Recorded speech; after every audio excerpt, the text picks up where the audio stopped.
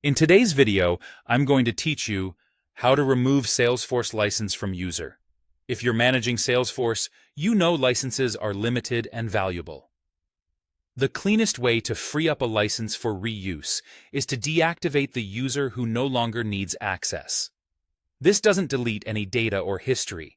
It simply prevents the person from logging in and releases the license back to your pool so you can assign it elsewhere.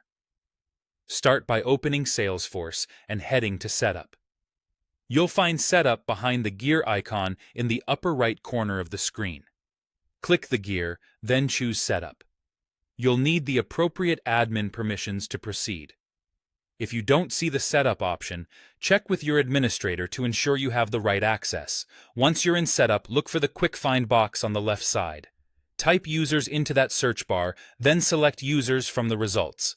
This page lists everyone in your org along with their current status and key details. If your user list is long, you can filter or search within this page to quickly pinpoint the person you're managing. Next, locate the specific user whose license you want to free up and click Edit beside their name. This opens their user record in edit mode, where you can safely change status-related fields. Take a moment to confirm you've opened the correct record to avoid making changes to the wrong account. Now, uncheck the Active checkbox. Clearing this box deactivates the user. In Salesforce, that's the action that frees the license. The user will no longer be able to sign in, but all of their records, ownership, and history remain intact. This is generally reversible, so if you ever need to restore access later, you can return to this record and re-enable the user. Keep in mind that certain automations or assignments tied to that user may no longer run under their identity once they're inactive.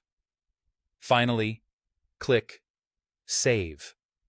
After saving, the user's status changes to inactive and the license they were consuming becomes available for reassignment.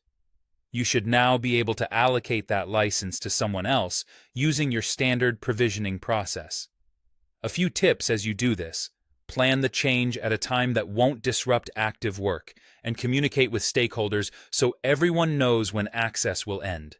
If Salesforce displays a message that something needs attention before the user can be deactivated, follow the guidance shown on screen or refer to your internal process for handling those situations. That's it. You've navigated to Setup, opened users, edited the user, unchecked active, and saved, successfully freeing the license for reuse.